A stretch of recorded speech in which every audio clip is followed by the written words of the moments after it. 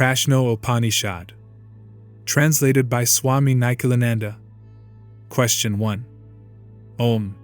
Sakesa, the son of Bharadvaja, and Satyakama, the son of Sibi, and Sauryayani, belonging to the family of Garga, and Kausalya, the son of Asvala, and Vaidarbi, belonging to the family of Brigu, and Kabandi, the son of Katya, all these, devoted to Brahman and firm in Brahman and seeking the supreme Brahman, approached, fuel in hand, the venerable Pipalada with the thought that he would tell them everything about Brahman.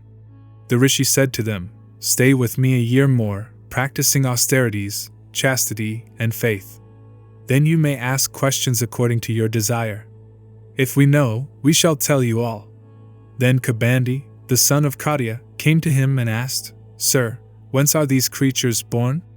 To him the teacher said, "Prajapati, the creator, was desirous of progeny. He performed austerities, and having performed austerities, created the pair, the moon, ray, and the sun, prana. He said to himself, 'These two should produce creatures for me in manifold ways.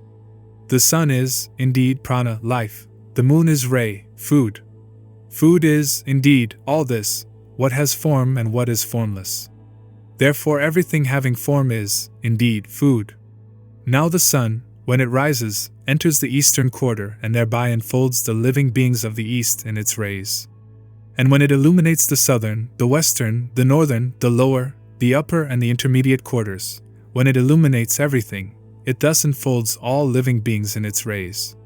That sun rises every day, the sun, which is the soul of all creatures, the soul of all forms, which is life and fire. This has been described by the following Rik. The wise know him who is in all forms, full of rays, all-knowing, non-dual, the support of all life, the eye of all beings, the giver of heat. There rises the sun, the thousand-rayed, existing in 100 forms, the life of all creatures. The year, verily, is Prajapati, and there are two paths thereof, the southern and the northern. Those who perform sacrifices and engage in pious actions, as duties to be done, when only the world of the moon, verily, they return hither again. Therefore the rishis who desire offspring travel by the southern path.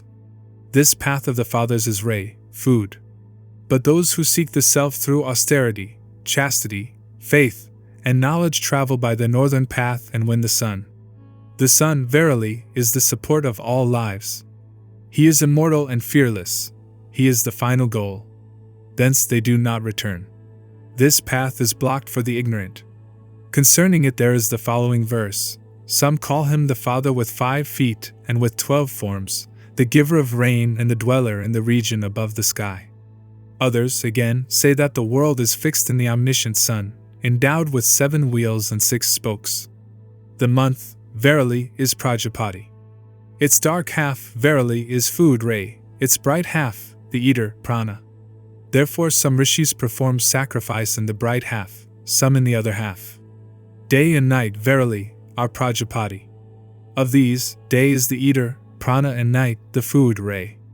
Those who join in sexual enjoyment by day verily dissipate life, but to join in sexual enjoyment by night is, verily, chastity. Food, verily, is Prajapati. From that comes semen, from semen are all these creatures born. Those, therefore, who practice this rule of Prajapati beget a pair.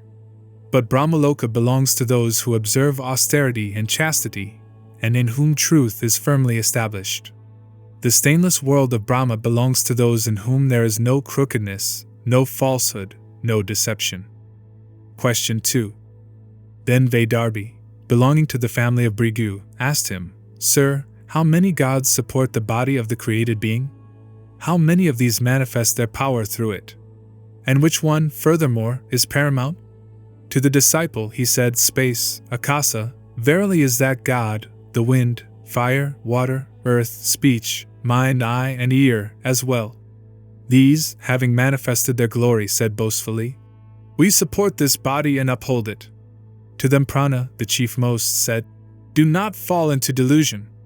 I alone, dividing myself into 5 parts, support this body and uphold it.' But they were incredulous. Prana, out of pride, rose upward, as it were, from the body. Now, when it rose upward, All the others rose upward also, and when it settled down they all settled down with it. As bees go out when their queen goes out and return when she returns, even so did speech, mind, eye, and ear. They, being satisfied, praised prana. It burns as fire, it is the sun, it is the rain, it is Indra, it is the wind, it is the earth, it is food. It is the luminous God. It is being and non-being, it is immortality. As spokes in the hub of a wheel, all are fixed in prana, including the Rig Veda, the Yajur Veda, the Samaveda, the Kshatriyas, and the Brahmins. As Prajapati, thou movest about in the womb. It is thou, indeed, who art born again. To thee, O prana, creatures bring offerings, to thee who dwellest in the body with the organs. Thou art the chief bearer of oblations to the gods and the first offering to the departed fathers. Thou art the true activities of the rishis, of the Atharvancharas. Indra thou art, O prana, and Rudra too, in prowess. Thou art the protector. Thou movest in the sky, thou art the sun, the lord of lights. When, O prana, thou showerest down rain, these creatures of thine are delighted, thinking there will be as much food as they desire. Thou art Vratya, O prana, and the Akarshi fire that devours the butter. Thou art the supreme lord of all. We are the givers of the butter that thou consumest, O Madarisva. Thou art our Father. That form of thine which abides in speech, which abides in the ear, which abides in the eye, and which pervades the mind, make propitious. Go not away. All that exists here is under the control of prana, and also what exists in heaven. Protect us as a mother her sons, bestow upon us prosperity and wisdom. Question 3. Then Kausalya, the son of Asvala, asked Pipalada, Sir, whence is this prana born? How does it come into this body? How does it abide in the body after it has divided itself? How does it depart? How does it support the external and how the internal? To him the teacher replied, You are asking difficult questions. You must be exceedingly devoted to Brahman. Therefore I will answer you. This prana is born of Atman. As a shadow is cast by a person, so this prana is by Atman. Through the activity of the mind, it comes into this body. As an emperor commands his officials, saying, Rule these villages or those. So this prana employs the other pranas, each in its separate place. Prana engages apana in the organs of excretion and generation. He himself moves through the mouth and nose and dwells in the eye and ear. In the middle is samama. It distributes equally what has been offered as food in the fire in the stomach. From this prana fire arise the 7 flames. The Atman dwells in the heart, where there are 101 arteries, nadi. For each of these, there are 100 branches, and for each of these branches, again, there are 72,000 subsidiary vessels. Vyana moves in these. And then Yadana, ascending upward through one of them, conducts the departing soul to the virtuous world, for its virtuous deeds, to the sinful world, for its sinful deeds, and to the world of men for both. The sun, verily, is the external prana, for it rises, favoring the prana in the eye. The deity that exists in the earth controls the apana of man. The space, akasa, between heaven and earth is samama. The air is vyana. Fire, verily, is yadana. Therefore he whose fire has been extinguished goes out for rebirth, with the senses absorbed in the mind. Whatever one's thinking, with that one enters into prana. Prana joined with fire, together with the soul, leads to whatever world has been fashioned by thought. The wise man who thus knows prana does not lose his offspring and becomes immortal. As to this, there is the following verse, He who knows the origin of prana, its entry, its place, its 5-fold distribution, its internal aspect and also its external, obtains immortality. Yeah, he obtains immortality. Question 4. Next Sauryayani, belonging to the family of Garga, asked, Sir, what are they that sleep in man and what are they that remain awake in him? Which deity is it that sees dreams? Whose is the happiness? In whom, again, are all these gathered together?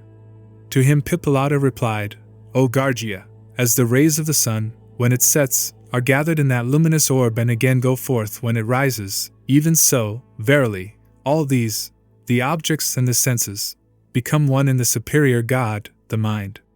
Therefore at that time a man hears not, sees not, smells not, tastes not, touches not, speaks not, grasps not, enjoys not, emits not, and does not move about. He sleeps, that is what people say. The prana fires remain awake in this city. Apana is the Garhapesha fire and Vyana, the Anvaharya Pakana fire. And prana is the Ahavanya fire, so called from being taken, since it is taken from the Garhapesha fire. Samama is so called because it distributes equally the two oblations, namely, the outbreathing and the inbreathing. It is the priest. The mind, verily, is the sacrificer. Yodhana is the fruit of the sacrifice because it leads the sacrificer every day, in deep sleep, to Brahman. There, in dreams, that God, the mind, experiences glory. Whatever has been seen, he sees again. Whatever has been heard, he hears again. Whatever has been experienced in different countries and quarters, he experiences again. Whatever has been seen or not seen, heard or not heard, and whatever is real or not real, he sees it all. He sees all, himself being all. When the jiva is overcome by light, he sees no dreams. At that time, in this body, arises this happiness. As a bird goes to a tree to roost, even so, O friend, all this rests in the Supreme Atman, earth and its subtle counterpart, water and its subtle counterpart, fire and its subtle counterpart, air and its subtle counterpart, akasa and its subtle counterpart, the eye and what can be seen, the ear and what can be heard, the nose and what can be smelt, the taste and what can be tasted, the skin and what can be touched, the organ of speech and what can be spoken, the hands and what can be grasped, the organ of generation and what can be enjoyed, the organ of excretion and what can be excreted, the feet and what is their destination, the mind, manas, and what can be thought, the intellect, buddhi, and what can be comprehended, the ego, ahamkara, and the object of egoism, the memory, chit, and its object, knowledge, teja, and its object, prana, and what is to be supported. He, verily, it is who sees, feels, hears, smells, tastes, thinks, and knows. He is the doer, the intelligent self, the Purusha. He is established in the highest, the imperishable Atman. He who knows that imperishable being, bright, without shadow, without body, without color, verily attains the supreme, the undecaying Purusha. O my good friend, he who knows Atman becomes all-knowing, becomes all. About it there is the following verse: He, O friend, who knows that imperishable being wherein rests the intelligent self, together with the gods, the pranas, and the elements, he becomes all-knowing and enters into all.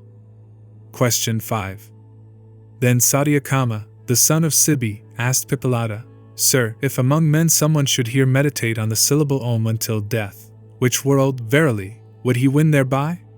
He replied, O Satyakama, the syllable Om is the supreme Brahman and also the other Brahman. Therefore he who knows it attains, with its support, the one or the other. If he meditates on one letter, matra, then, being enlightened by that alone, he quickly comes back to earth after death. The Rik verses lead him to the world of men. By practicing austerity, chastity, and faith he enjoys greatness. If, again, he meditates on the second letter, he attains the mind and is led up by the Yajur verses to the intermediate space, to the plane of the moon. Having enjoyed greatness in the plane of the moon, he returns hither again. Again, he who meditates on the highest person through this syllable Om consisting of 3 letters, becomes united with the effulgent sun. As a snake is freed from its skin, even so he is freed from sin.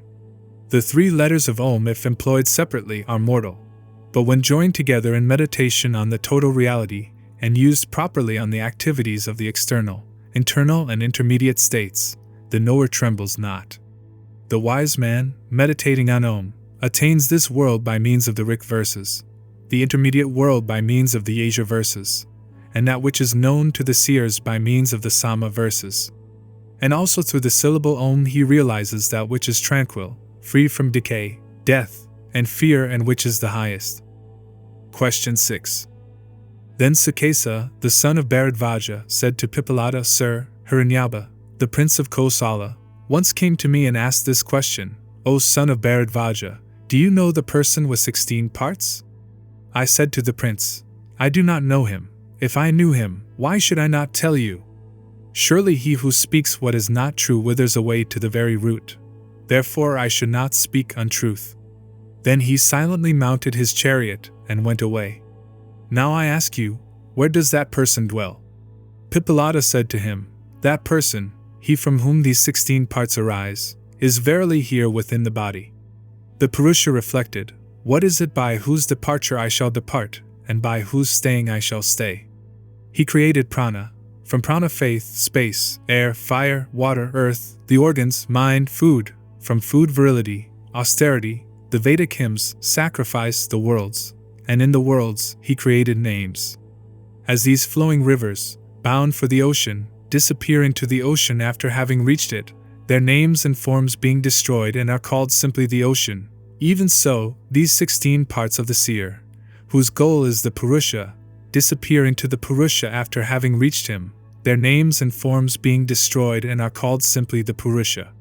He becomes free of parts and immortal.